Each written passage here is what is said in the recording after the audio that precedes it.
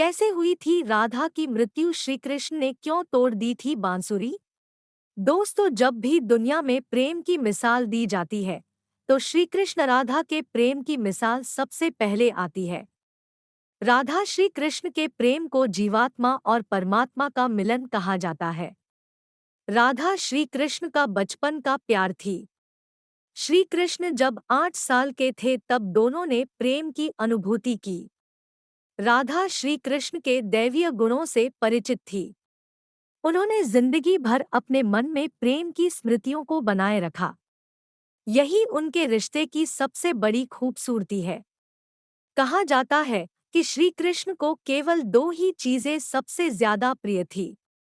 ये दोनों चीजें भी आपस में एक दूसरे से गहराई से जुड़ी हुई थी, बांसुरी और राधा।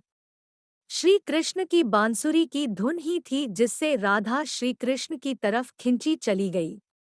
राधा की वजह से श्री कृष्ण बांसुरी को हमेशा अपने पास ही रखते थे। भले ही श्री कृष्ण और राधा का मिलन नहीं हो सका, लेकिन उनकी बांसुरी उन्हें हमेशा एक सूत्र में बांधे रही। श्री कृष्ण के जितने भी चित्रण मिलते हैं उनमें बांसुरी जरूर रहती है। बांसुरी श्री कृष्ण के राधा के प्रति प्रेम का प्रतीक है।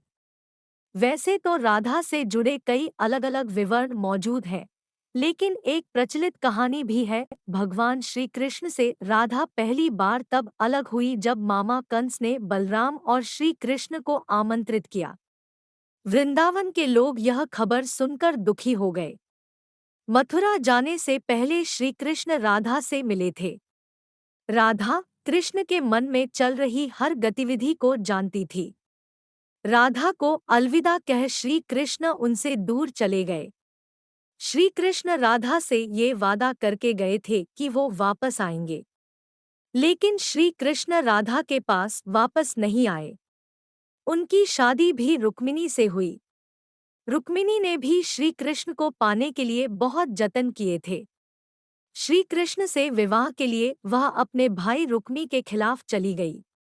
राधा की तरह वह भी श्री कृष्ण से प्यार करती थी। रुक्मिणी ने श्री कृष्ण को एक प्रेम पत्र भी भेजा था कि वह आकर उन्हें अपने साथ ले जाएं। इसके बाद ही कृष्ण रुक्मिणी के पास गए और उनसे शादी कर ली।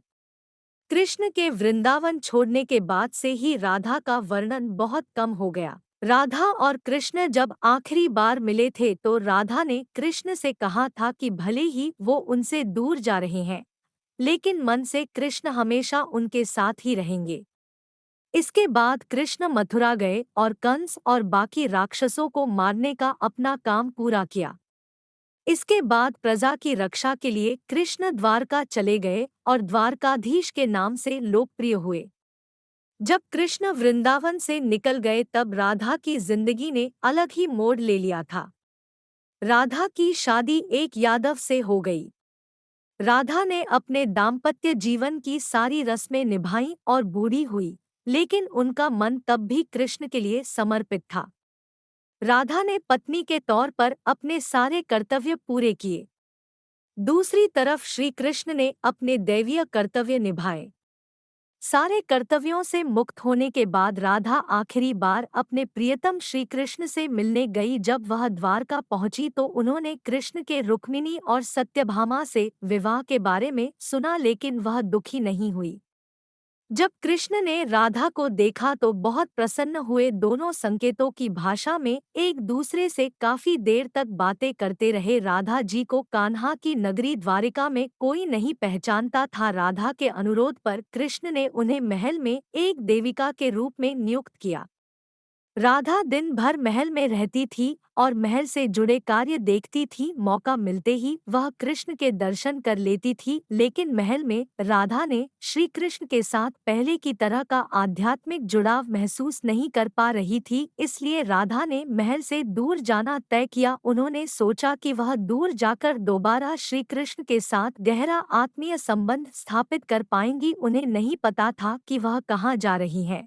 लेकिन भगवान श्री कृष्ण जानते थे धीरे धीरे समय बीता और राधा बिल्कुल अकेली और कमजोर हो गई। उस वक्त उन्हें भगवान श्री कृष्ण की आवश्यकता पड़ी। आखिरी समय में भगवान श्री कृष्ण उनके सामने आ गए। कृष्ण ने राधा से कहा कि वह उनसे कुछ मांगे, लेकिन राधा ने मना कर दिया। कृष्ण के दोबारा अनुरोध करने पर राधा ने कहा कि वह आखिरी बार उन्हें बांसुरी बजाते देखना चाहती है। श्री कृष्ण ने बांसुरी ली और बेहद सुरीली धुन में बजाने लगे। श्री कृष्ण ने दिन रात बांसुरी बजाई जब तक राधा आध्यात्मिक रूप से कृष्ण में विलीन नहीं हो गई। बांसुरी की धुन सुनते सुनते राधा ने अपने शरीर का त्याग कर दिया। हालांकि भगवान कृष्ण जानते थे कि उनका प्रेम अमर है, उसके बावजूद भी वे राधा की मृत्यु को बर्दाश्त नहीं कर सके। कृष्ण ने प्रेम के प्रतीकात्मक अंत के रूप में बांसुरी तोड़कर झाड़ी में फेंक दी। उसके बाद से श्री कृष्ण ने जीवन भर बांसुरी या कोई अन्य वादक यंत्र नहीं बजाया। कहा जाता है